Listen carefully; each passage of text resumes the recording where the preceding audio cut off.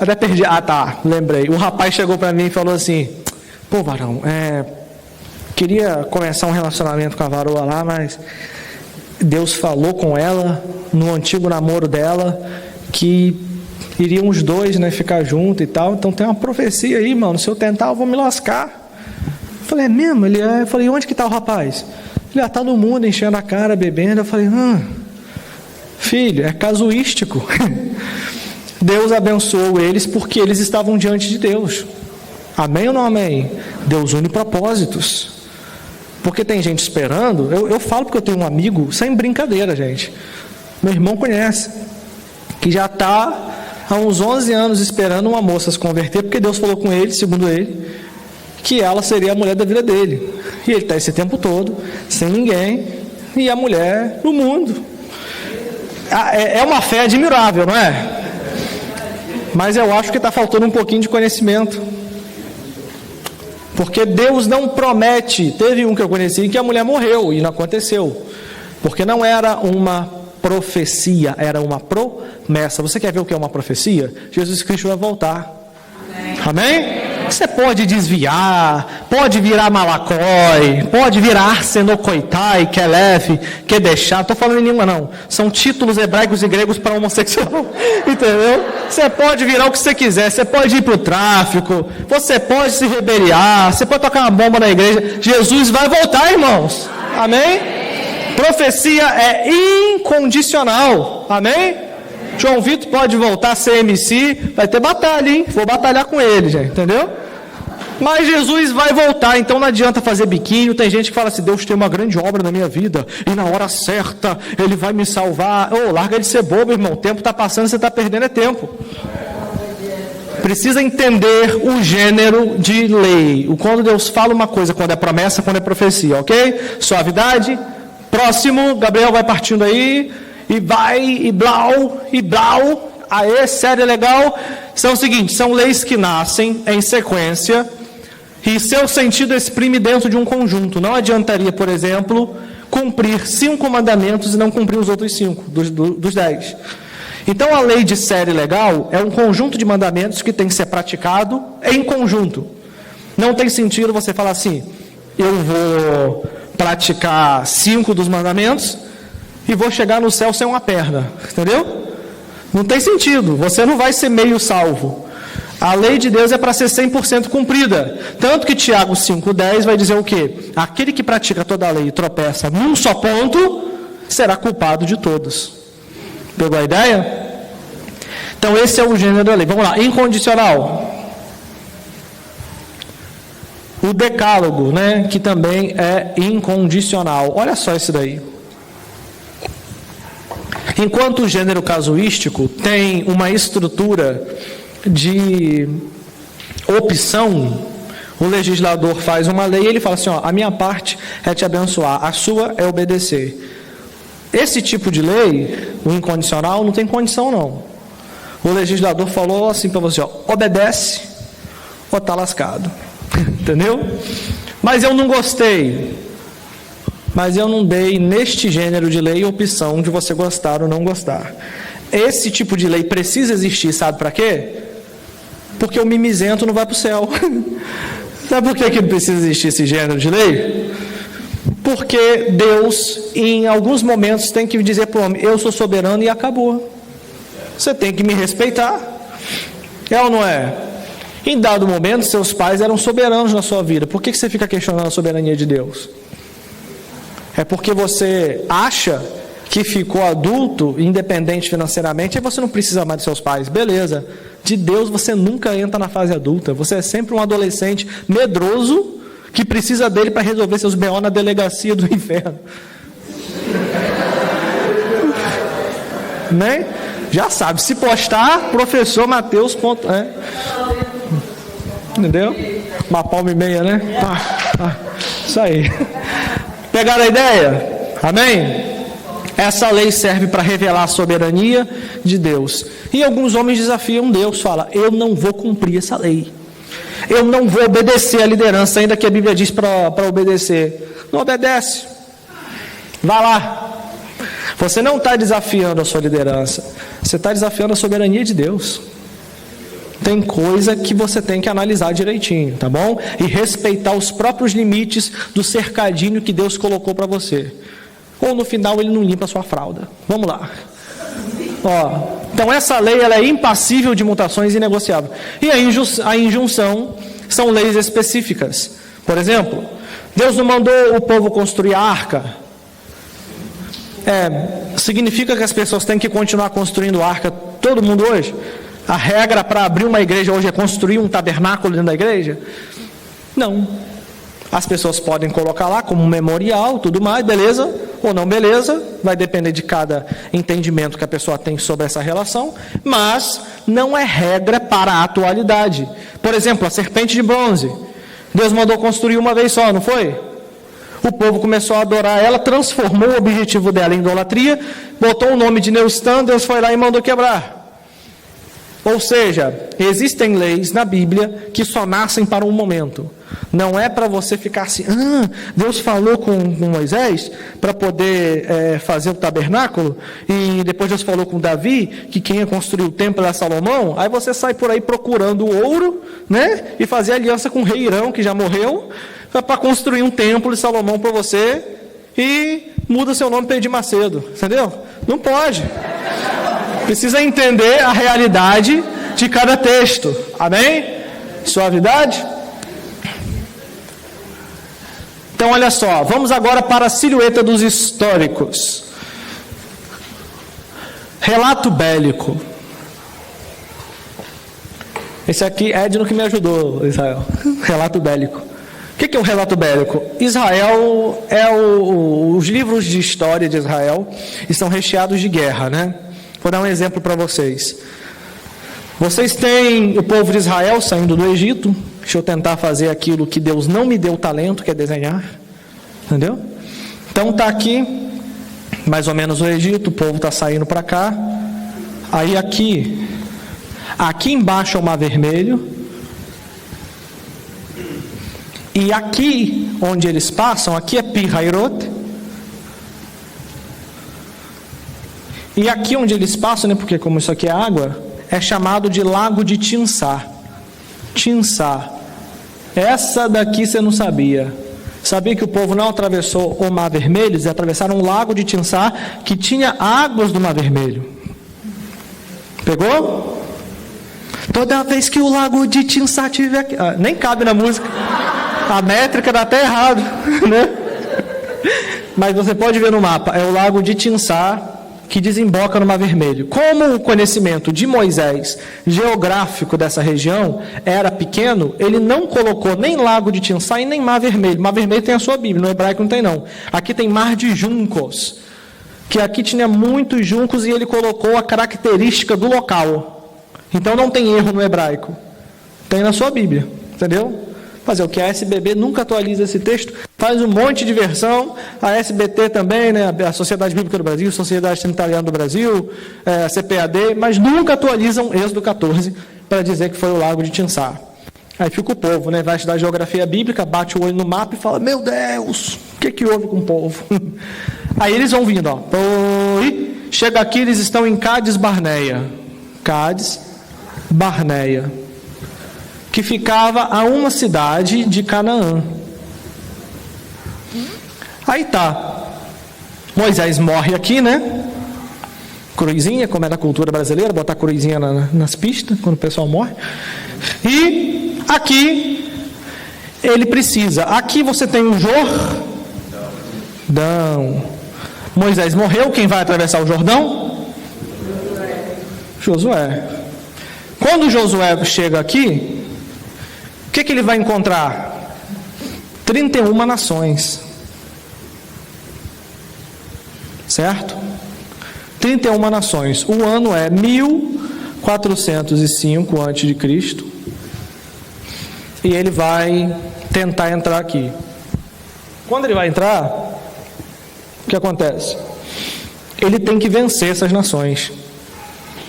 E aqui que entra o problema, porque Deus autoriza Josué a matar todo mundo. Né? Aí, ó, tô falando. E Quando ele autoriza, bicho bobo, né, rapaz? Só Jesus para me salvar mesmo. Matar todo esse povo, todas essas nações. Algumas pessoas que não entendem o relato bélico vão dizer assim: que Deus é esse que em Êxodo, capítulo 20, verso 13, diz: Lo mavet, não matarás. E aqui ele diz: Mavetira, matarás a todos. Contradição, não é contradição. É que a lei que ele aplica aqui, ela tem uma exceção quando se trata de relato bélico. Mas ainda assim tem uma razão, deixa eu te explicar. Quando ele manda matar todas as nações, é porque o povo saiu, aqui é o Egito, certo? O povo foi parar no Egito como? Qual é o relato anterior? José, não foi? Entre José e o Egito e a saída do Egito, tem 430 anos. José morava onde? Canaã. Pegaram a ideia? José morava em Canaã. José é filho de? Jacó é filho de? Isaac é filho de?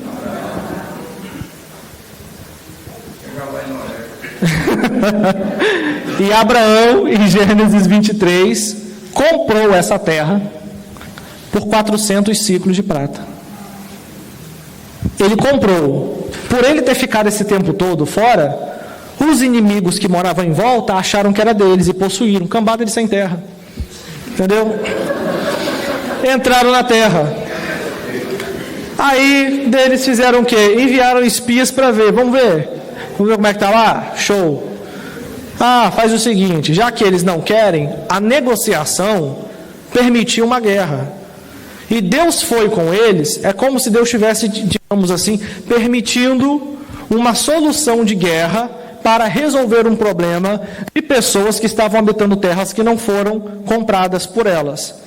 Como que ele sabia? Primeiro, tinha esse comprovante aqui, professor, da terra. Alguns arqueólogos dizem que sim, outros dizem que não. Porém, existia uma outra maneira de comprovar que a terra de Israel era de Abraão, porque os ossos dos seus descendentes estavam enterrados lá. Então era um comprovante de compra e venda. Mas o povo não queria sair. Qual foi a maneira? Chama o BOP! E desceu Israel lá, irmãos. Entendeu? Couro comeu.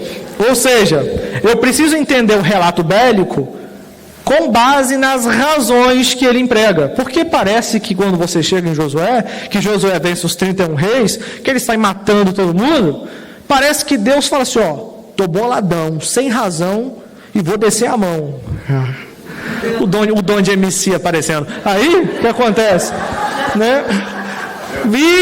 Só que não, existe uma razão ali para Deus poder coordenar o povo. Vocês entenderam, gente?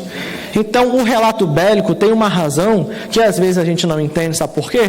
Porque a gente lê a Bíblia assim, tentando entender só a revelação.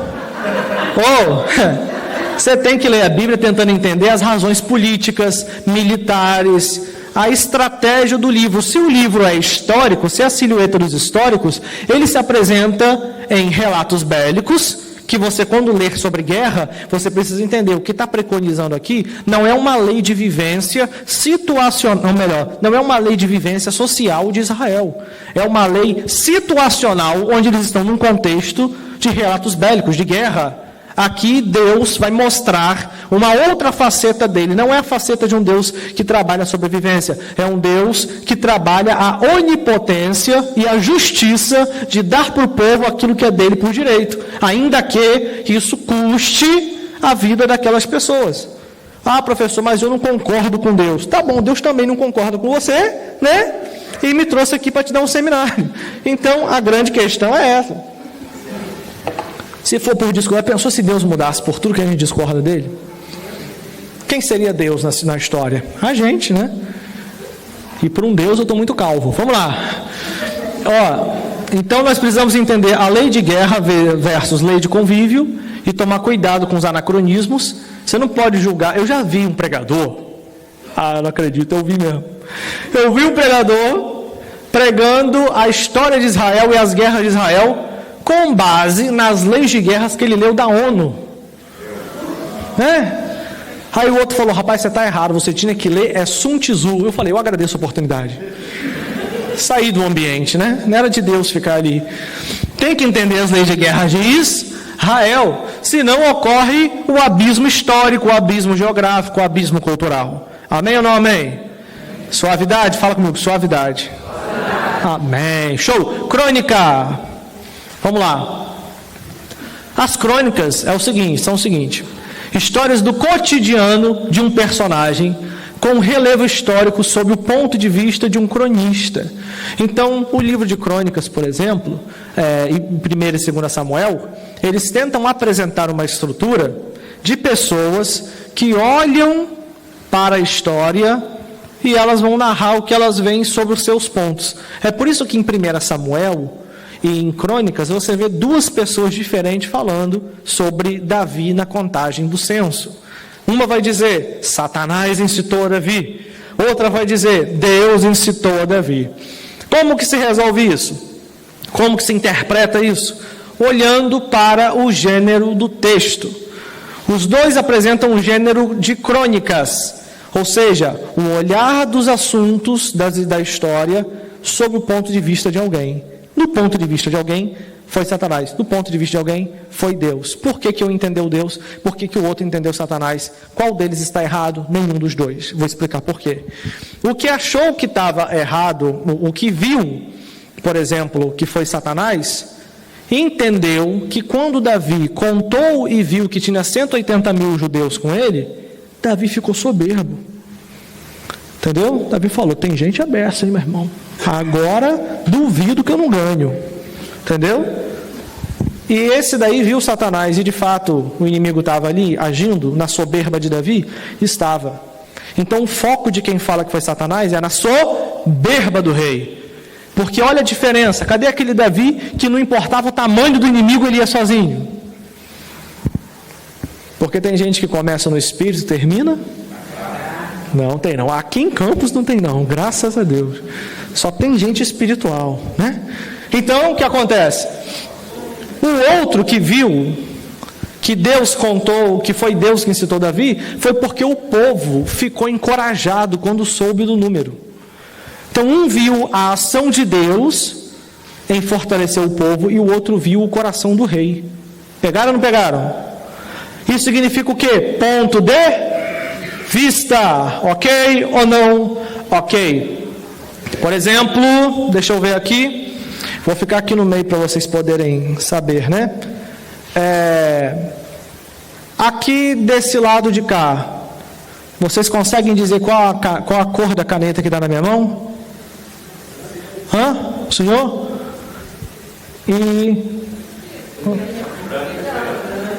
Branco e preto, ou seja, exatamente. O que significa isso? Depende de onde você está posicionado. Se o foco do narrador está no rei, ele percebe coisas que quem está olhando para o povo não percebe. Pegaram? Amém? Suavidade? Então vamos partir para o próximo. Política. Luiz Inácio Lula, estou brincando. Histórias com foco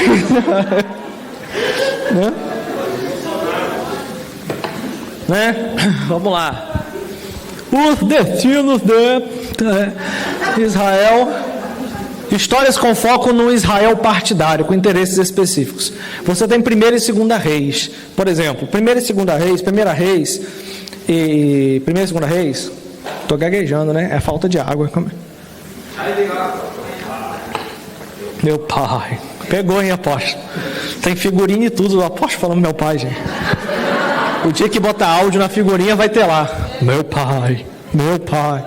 E o que acontece? 1 e 2 Reis narram os interesses políticos, então o foco é mais na política, tá?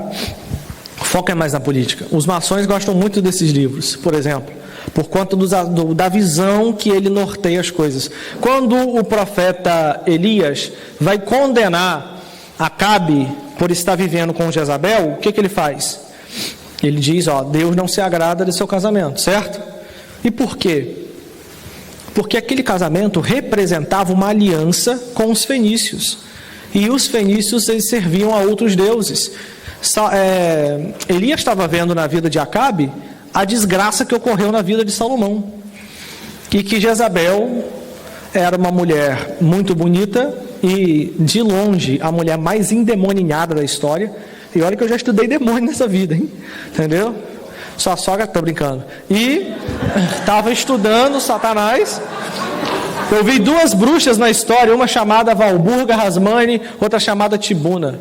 Uma conseguia só com movimento de mão, ela fez lá na Itália, se não me falha a memória, 300 crianças manifestarem um demônio e quebrar o pescoço assim, só com movimento de mão. Ela foi na frente de uma creche e ficou fazendo assim. A outra matou e tomou o sangue de 43 bebês, entendeu? E ela conseguia fazer o sangue sair sem furar a criança. Era coisa de doido, mas Jezabel passa elas muito. Jezabel passou 25 anos se consagrando a Asherá. Asherá é um tipo de demônio considerado na cultura pagã e liberal a esposa de Jeová. Vou explicar o porquê. Esse demônio tentou imitar todos os feitos de Deus. Deus não atravessou o povo pelo mar? Teve na Fenícia uma manifestação de um profeta de Asherá que abriu um pedaço do mar. Ele tentava se colocar acima, mas nunca conseguiu sobrepor ao Deus de Israel. Então eles diziam que era a esposa. E esse pensamento deles fez com que Acabe, rei de Israel, casasse com a princesa da Fenícia, que era Jezabel, filha de Etbaal II. Quando eles se casaram, todo mundo entendeu o seguinte: finalmente os deuses se alinharam, e agora os seus representantes também. E onde passou a ser o habitat de Asherá? Dentro do palácio de Israel. Aí Elias teve que confrontar o rei, mas esse casamento foi tão demoníaco que Elias não poderia passar por cima da posição política do rei. E aí que entra um grande detalhe, porque olha só, quando você pega uma luta que não cabe a você, por mais crente, poderoso e bom de Bíblia que você seja, você vai perder essa guerra.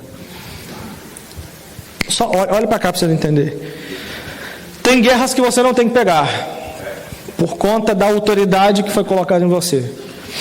Por exemplo, se eu chamar alguns de vocês para poder participar de um debate que eu vou ter, às vezes, com uma pessoa da área da feitiçaria, pode ter certeza que quem não tem o dom de mestre vai sair muito pior do que entrou, e depois de um tempo vai estar afastado, porque não tem chamado para aquilo. Da mesma forma que, se eu for pegar certos tipos de cargas pastorais que competem ao apóstolo, eu vou me machucar muito, até que essa unção seja dada por outra pessoa que já está nessa unção.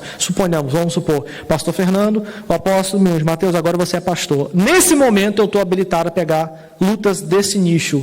Fora isso, não estou. Por isso que Elias falou: eu vou enfrentar todos os seus profetas, Isabel. Você eu não posso não, mas seus profetas, vou lascar tudo. E conseguiu vencer, porque estava em nível de profeta para mas quando era para vencer a rainha, ele falava: rei, toma atitude. Rei, toma atitude. Entenderam ou não entenderam? Seus maiores inimigos é quem está na sua área.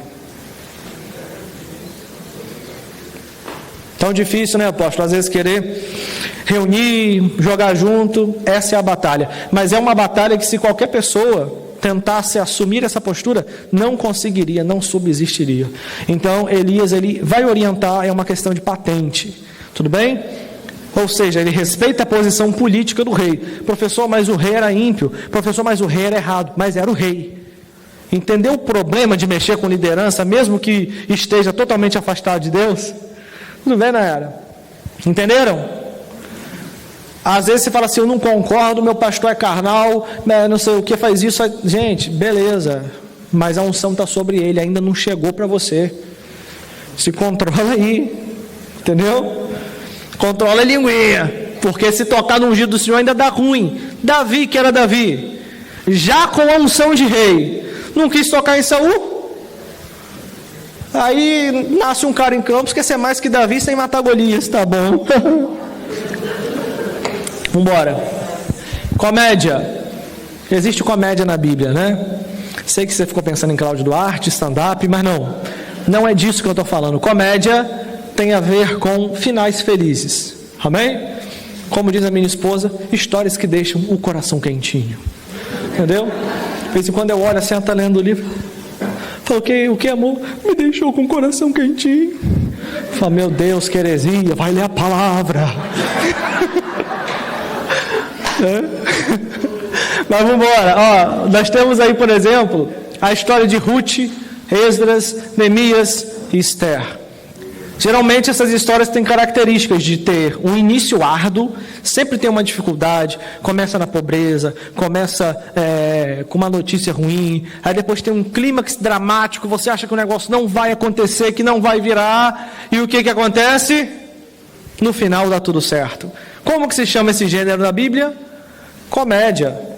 Esse é o tipo de mensagem para você pregar num ambiente um pouco mais descontraído, entendeu? Um culto de crente, um congresso de crente é uma boa mensagem para você trazer. Ela é inspiradora, é boa, porque tem gente que acha que na Bíblia só tem relato bélico.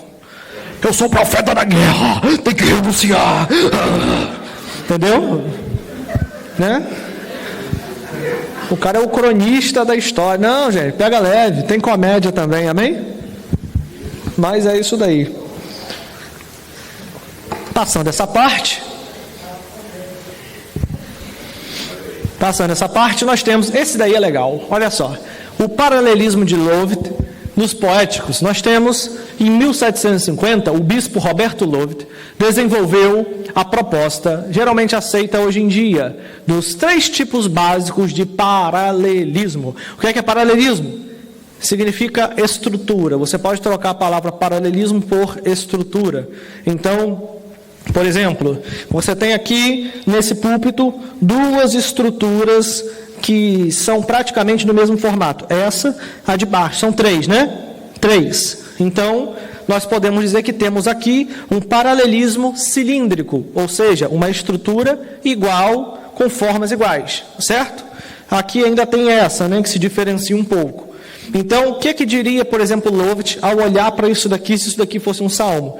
Nós temos 3 estruturas cilíndricas iguais e uma superior que indica a função. Ou seja, segundo ele, não é para você colocar as coisas no segundo cilindro, nem no terceiro, nem no quarto, mas no primeiro, de cima para baixo, porque o fato dele ser maior indica a função dele. Os outros têm função de sustentar, de dar base. Esse aqui é para colocar as coisas também, mas não é tão específico. Pegaram a ideia? E isso daqui agora é como se fosse um salmo. Ele vai olhar para o salmo e ele vai dizer o seguinte, no sinonímico: quando a linha 2, quando eu falo linha 2, é aquele negócio na Bíblia que a gente chama de parte A, parte B do versículo, não tem? Quem sabe como é que conta parte A, parte B, parte C? Outro dia eu brincando, né? Foi como eu não presto. Falei, queridos, abram a Bíblia comigo. Livro de Esther, capítulo 4, verso 15. Parte L, né? Pessoal, como é que eu acho a parte L aqui? Falei, vai contando as vírgulas, entendeu?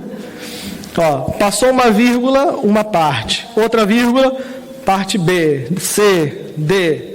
E se acabar o alfabeto, professor? Volta no A, aí é A1, A2.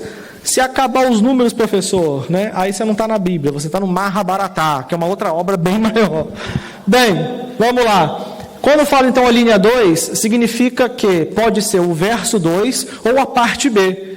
Ela vai concordar com a parte 1, com a linha 1. Por exemplo, Salmo de número 91, verso 1 e 2.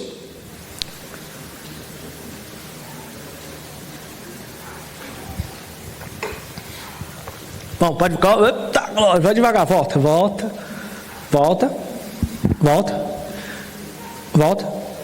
Aí, vai umzinho.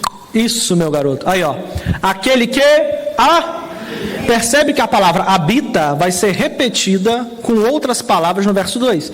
Habitat também dá a ideia de refúgio. Quando você se refugia em um lugar, certo? Então mantém a ideia de lugar. Mas ainda tem a palavra fortaleza, que também dá a ideia de um local.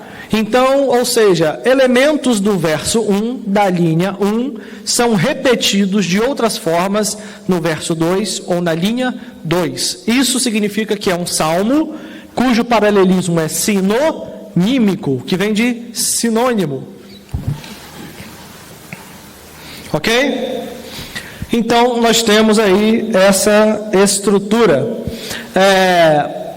Dá mais um clique aí, Tiago, por favor.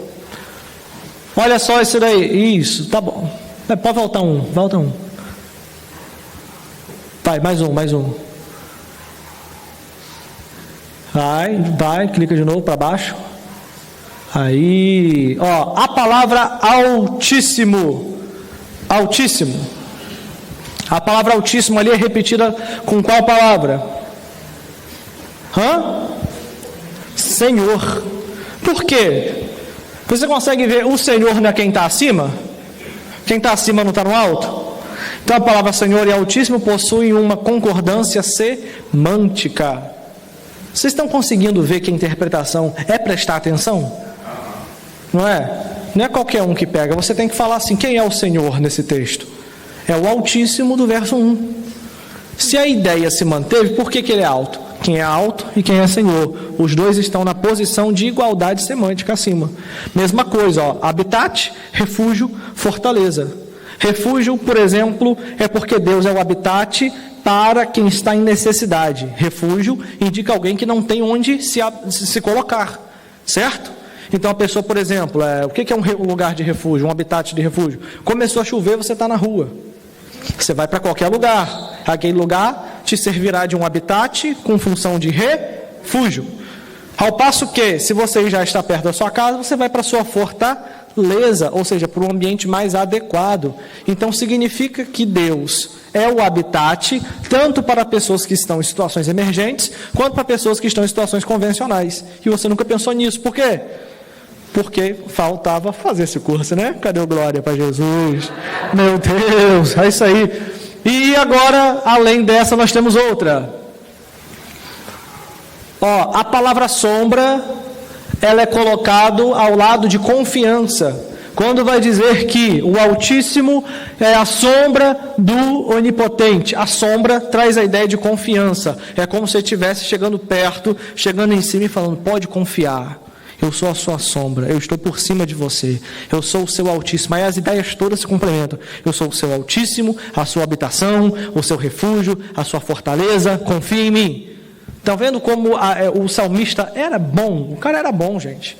O cara tinha uma capacidade de dizer aquilo que ele queria dizer de forma profunda. E quando às vezes a gente não presta atenção, não entrega para o texto a verdadeira atenção que ele quer, que ele precisa, a gente perde algumas pérolas.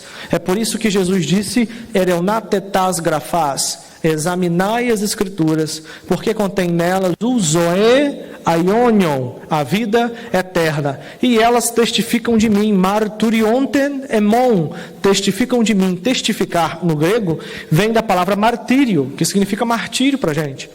Significa que as escrituras dariam a vida por Jesus. Na verdade, as escrituras foram escritas por pessoas que deram a vida por Jesus. Entenderam?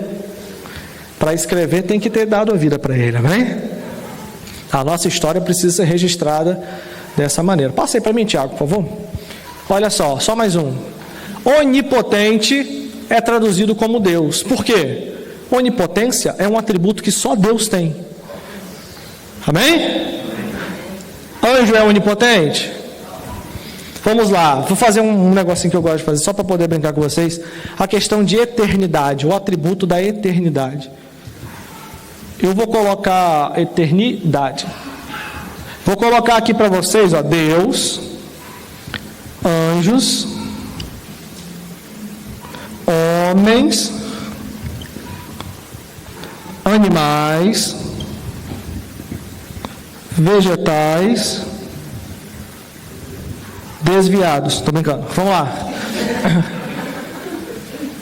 Desses daqui, quais seres são eternos?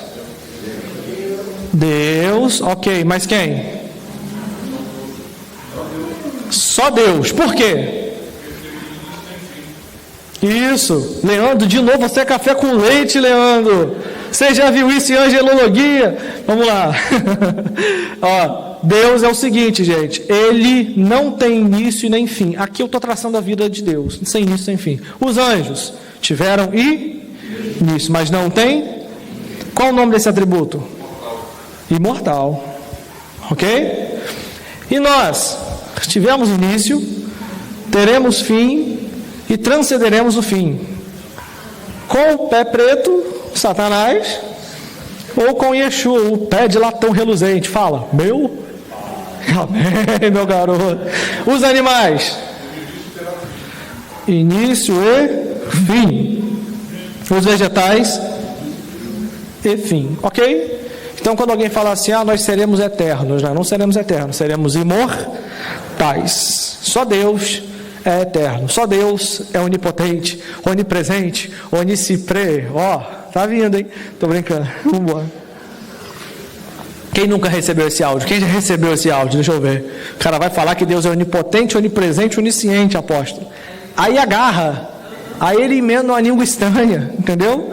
Para poder sustentar o mistério. Forte. Vamos lá. Sintético. Quando dizemos que o paralelismo é sintético, nós queremos dizer o quê? Quando a linha 2 agora, ela não concorda e repete, ela modifica a linha 1, acrescenta. Assim sucessivamente as linhas pares, ou seja, o verso 2 modifica o 1, o 4 modifica o 3, o 6 modifica o 5, e assim sucessivamente. Tudo bem? Por exemplo, Salmo de número 24. Essa daqui é boa. Essa daqui é boa. Vamos lá. O capítulo, verso 3 e 4. Abram aí para mim, por favor, alguém. Não, pode botar aí. Clica aí. Tá aí, ó. Quem subirá ao monte do Senhor? Ou quem estará no seu lugar santo? O que nós temos aí, gente? Clica. Quem subirá? Pode clicar agora. Mais uma vez.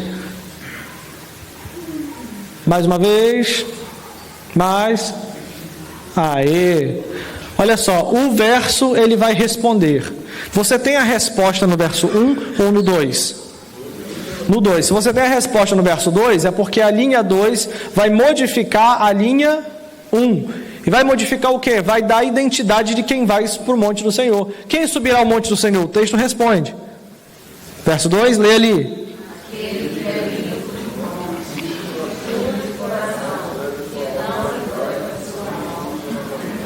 Estão meio mortos, né? Meu Deus do céu. Aquele que é limpo de mãos e puro de coração, e que não entrega só uma vaidade, nem jura enganosamente. Você percebe que tem um conjunto de adjetivos que vai identificar justamente a característica de quem sobe um monte e pede a bênção? Significa o quê? Isso aqui dá uma lição para a gente, apóstolo. Que a gente tem uma geração que quer subir monte e volta de lá setado, não volta abençoado. O que aconteceu? Fui lá, voltei mais endemoniado que... limpo de mãos. Tem gente pegando o que não deve. Puro de coração. Vou nem falar, né? Que não entrega... não. Esse aqui não tem em Campos, não. Que não entrega a sua alma à vaidade. E aí? E nem jura enganosamente. Tem gente que bota o nome de Deus em qualquer coisa errada que ele faz. Juro por Deus. Eu acabei de imitar esse ser humano aí. Entendeu? Que bota o nome de Deus em qualquer coisa. Porque ele não tem credibilidade, tem que ficar jogando o nome de Deus para afirmar as coisas, que as pessoas já não dão crédito para ele. O nome disso é histórico. Entendeu? A gente se converte, Deus esquece dos pecados, mas Satanás sofre de Alzheimer e usa teus vizinhos, seus parentes, o resto do mundo, e é importante você saber disso. Você que se converte, teve um passado difícil, saber que as pessoas vão te julgar, vão te acusar mesmo, saber lidar com isso, saber que toda vez que alguém te julga é uma oportunidade de você falar da obra que Deus fez na sua vida. Amém? Com o tempo, o novo homem suplanta, porque onde habitou o pecado, Superabundou a graça de Deus. Cadê o glória para Jesus? Vambora! Antitético. Vocês gostam, né? Tudo herege igual a mim. Vamos lá. Ó, antitético. Quando a linha 2 contraria a linha 1. Aí é o detalhe, ó. Salmo capítulo 1, verso 1 e 2. Clica pra gente, vai. Tem evento daquele que não já lemos, né? Pô, vai, clica. Ó, não, não, nem. Depois, antes, medita de dia e de noite. Ou seja, o que nós temos aqui? Temos uma estrutura do que ele não faz, e depois uma estrutura do que ele faz. Não tem ideias contrárias aqui? Você tem o que ele não faz, depois você tem o que ele faz. Então você tem uma estrutura com advérbios de negação, depois uma estrutura com verbos do imperativo, com a ideia de afirmação. Então, quando você tem um texto contrariando o outro, você tem ali, então, um paralelismo antitético. Agora, o Salmo 23, né? Isso aqui vai ser tipo um bônus para vocês. O Senhor é o meu, nada me faltará. Certo? Tudo bem. Quando o texto fala, o Senhor é meu pastor, nada me faltará, o que você entende dessa simples frase? O que nós temos que buscar primeiro? O que tem mais em abundância nesse texto? O Senhor e o pastor, ou seja, nós temos duas identidades de Deus. Ok? Ele é Senhor e Ele é... Então nós temos aqui uma dupla identidade para ser percebida em todo o texto. É isso que eu quero que vocês percebam quando forem analisar um salmo. A maioria dos salmos tem essa estrutura. Quando você vai para o verso 2, o que está escrito?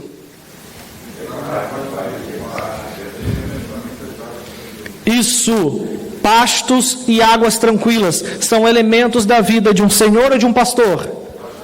Então o verso 1 fala sobre senhor e pastor, e o verso 2 fala de atribuições e cuidados que o pastor tem. É ou não é? E o verso 3? Opa, justiça. O pastor trabalha a justiça ou é o Senhor? O verso 3 fala do ser.